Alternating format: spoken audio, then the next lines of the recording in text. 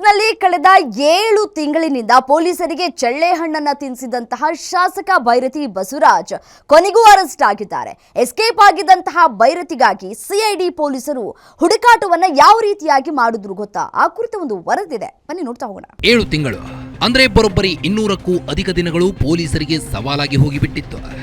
ತಲೆಮರೆಸಿಕೊಂಡಿದ್ದ ಕೆಆರ್ಪುರಂನ ಶಾಸಕ ಭೈರತಿ ಬಸವರಾಜ್ ಕೊನೆಗೂ ಸಿಐಡಿ ಬಲೆಗೆ ಬಿದ್ದಿದ್ದಾರೆ. ಬೇಕ್ಲು ಶಿವ ಕೊಲೆ ಕೇಸ್ನಲ್ಲಿ ಆರೋಪಿಯಾಗಿರುವ ಭೈರತಿ ಬಸವರಾಜ್ನನ್ನ ಪೊಲೀಸರು ಕೊನೆಗೆ ಅರೆಸ್ಟ್ ಮಾಡಿದ್ದಾರೆ. ಸುಪ್ರೀಂ ಕೋರ್ಟ್ನಲ್ಲಿ ನಿರೀಕ್ಷಣಾ ಜಾಮೀನು ಅರ್ಜಿ ವಜಾದ ಹಿನ್ನೆಲೆ ಬಂಧನದ ಭೀತಿಯಿಂದ ಗುಜರಾತ್ ಅಹಮದಾಬಾದ್ನಲ್ಲಿ ತಲೆಮರೆಸಿಕೊಂಡಿದ್ದ ಭೈರತಿಯನ್ನ ಏರ್ಪೋರ್ಟ್ನಲ್ಲಿ ಲುಕ್ಔಟ್ ನೋಟಿಸ್ ಹಿನ್ನೆಲೆ ಸಿಐಡಿ ಅಧಿಕಾರಿಗಳು ಏರ್ಪೋರ್ಟ್ನಲ್ಲೇ ಲಾಕ್ ಮಾಡಿದ್ದಾರೆ.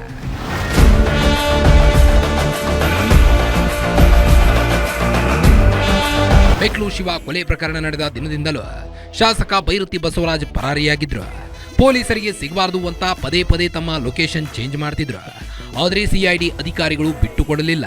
ಎಸ್ಪಿ ಹರ್ಷ ನೇತೃತ್ವದಲ್ಲಿ 4 ಸ್ಪೆಷಲ್ ಟೀಮ್ಗಳು ರಚನೆ ಮಾಡಲಾಗಿತ್ತು. ಒಂದು ತಂಡ ಶಾಸಕರ ಆಪ್ತರ ಮೇಲೆ ಕಣ್ಣಿಟ್ರೆ ಮತ್ತೊಂದು ತಂಡ ತಾಂತ್ರಿಕವಾಗಿ ಶಾಸಕರ ಫೋನ್ ಸಿಗ್ನಲ್ಗಳ ಬೆನ್ನು ಬಿದ್ದು ಕೊನೆಗೂ ಭೈರತಿ ಬಸವರಾಜ್ನ ಲಾಕ್ ಮಾಡುವಲ್ಲಿ ಯಶಸ್ವಿಯಾಗಿದ್ದಾರೆ. ಸದ್ಯ ಸಿಐಡಿ ಕಚೇರಿಯಲ್ಲಿರುವ ಭೈರತಿ ಬಸವರಾಜ್ಗೆ ರಾತ್ರಿ ವೈದ್ಯಕೀಯ ಪರೀಕ್ಷೆ ನಡೆಯಲಿದೆ. ನಾಳೆ ಬೆಳಗ್ಗೆ ಅವರನ್ನ ಜನಪ್ರತಿನಿಧಿಗಳ ವಿಶೇಷ ನ್ಯಾಯಾಲಯಕ್ಕೆ ಹಾಜರುಪಡಿಸಲಾಗುವುದು. ಕೊಲೆ ಪ್ರಕರಣದ ಹೆಚ್ಚಿನ ವಿಚಾರಣೆಗಾಗಿ ಸಿಐಡಿ ಅಧಿಕಾರಿಗಳು ಶಾಸಕರನ್ನ ತಮ್ಮ ಕಸ್ಟಡಿಗೆ ಕೇಳುವ ಸಾಧ್ಯತೆ ದಟ್ಟವಾಗಿದೆ. Manjunath, crime bureau, Guarantee News, Bengaluru.